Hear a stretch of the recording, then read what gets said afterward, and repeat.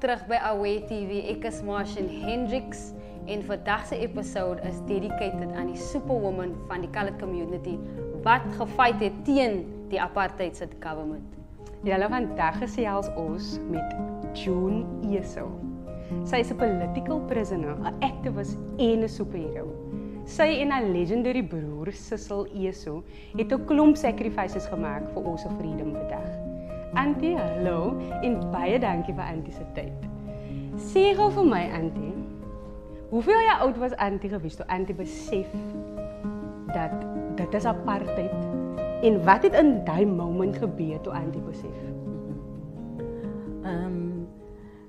Kijk, ek is gebore op 'n pragtige dorp Woester. Met 'n baie ryk geskiedenis van resistance. En my pa was 'n veteraan in die Tweede Wêreldoorlog, né? En hy het gereeld vir ons stories vertel. Dikwels vir ons stories vertel, veral dat hoe sy ervarings, die impak wat sy ervarings op hom gehad het, né? En hy het altyd vir ons aangespoor in die huisin om politieke besprekings te hê, né? En ja, en my ma veral het vir ons een storie wat by ons gebly het, ek en my broers, ek het 3 broers gehad. En sy het vertel dat haar ma, sy ma, was 'n domestic werker. En sy het sekere take gehad wat sy moes doen. En ek neem aan dat die hek was baie ver van waar die werf was, né? So sy het die mandjie met die groente geneem en gestap nou om het in die kombuis te gaan sit. En toe sy daar nader kom, staan die madam daar en die madam hol, akka, hol my klim met hol. En volgens my ma stap my ouma Grootjie na die madam toe en sê vir haar, Missis, holtyd by my is verby. Toe my kinders klein was, het ek gehol. Nou dat hulle groot is, nou hol ek nie meer nie. Hoeveel jaar oud was Auntie June daai tyd gewees? Ek kan nou nie vir jou 'n spesifieke ouderdom gee nie, maar ons het so groot geraak. Van kleins af het hulle vir ons vertel. En van kleins af het hy gesê, my pa gesê, luister na die radio, praat met ons oor politieke sake. Ek was baie jonger gewees dan my 2 ouer broers en Cecil natuurlik was die jongste gewees. En ek was gefascineerd as om daar weer oor die draad klim om by my pa te kom sit, dan gesels hulle nou oor politiek. En dan sal my ma kom en my ma sal sê, Japie, julle moenie so hard praat nie. Die mure het ore en die polisie ry op en af. Daar's niks polisie wat op en af ry. So julle was nog baie jong toe julle begin nou baie jong, baie jong, ja. So in Auntie se boek, June, The Making of an Activist, Ja. Lees ons dat van die wreedheid van die sekuriteitspolisie. Hoe het Auntie in die tronk beland en hoe was die interrogation? Man, ek sal vir jou sê dat apartheid in homself was 'n baie wrede stelsel, né? Het was wreed so, jy kan hom nie eers regtig beskryf nie. Het was 'n ongoddelike stelsel gewees. Ek het gewerk in die trade union movement, né? En vir my was dit net 'n normale ding wat na my toe gekom het om met mense te werk en mense te organiseer.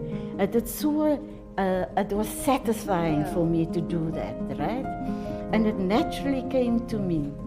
So, dit is wat ek gedoen het. Dan het ek ook betrokke geraak met die vroueorganisasies en met die youth movements en so aan. Hele paar maal was ek opgetel gewees en toegesluit 14 dae, 48 uur, maar dan was kom daar 1985. In 1985 se saak was heeltemal verskillend geweest dan die vorige wat ek nou aangehou was. En ek het sommer geweet, jy kan hy ding aanvoel. Man, van toe hulle aankom en hulle staan in 'n lyn af in die gang in die huis waar ek nou gelê en slaap het. En ek skrik wakker en ek maak my oë oop en ek kyk so op, toe staan hy bo op my. Ja. In elk geval, wat gebeur het was dat ek was dan toe Mowbray polisiestasie toe geneem, later gegaan Rondebosch polisiestasie toe, volgende dag Pollsmoor toe.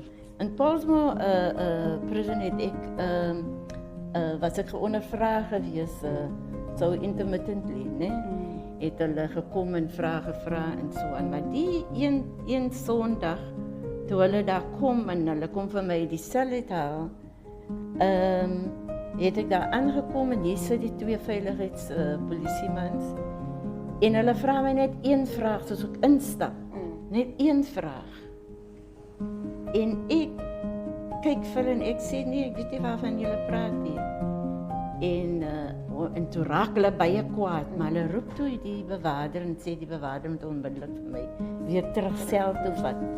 Het was nie lankie, toe word ek weer van die sel uitgehaal, ek en iemand anders, sy was een nasel, ek en my sel, maar het was in diezelfde gang gewees, waar ons was.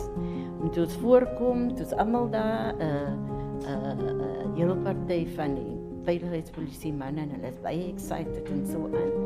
In elk geval, hulle neem vir ons en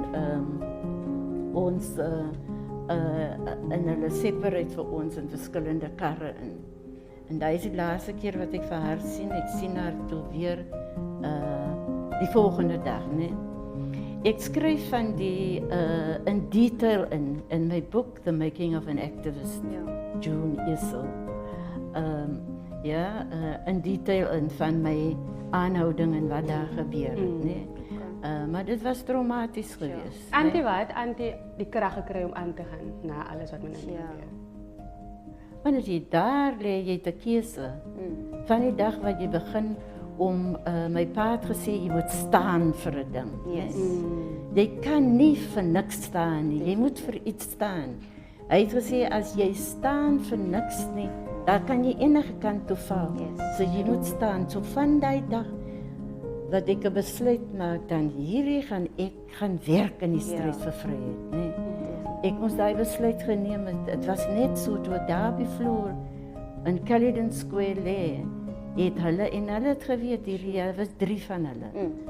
Veiligheidspolisie, maar hulle het geweet dat kyk hulle maak vir my physically seer. But they couldn't take my spirit, they couldn't break my spirit, and they knew that.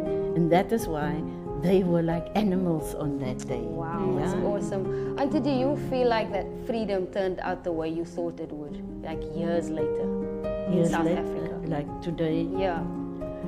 I have a strong belief, my dear, that we shall never be completely free until daar is soveel armoede. Until our brothers and sisters that live in absolute poverty until they are free. Sure. Nee? So nobody can be free until then. Wow. Right? Ja, dis wat ek wil sê omtrent dit. Ek wil ook sê dat, kyk, elke geslag staan op die skouers van die vorige geslag.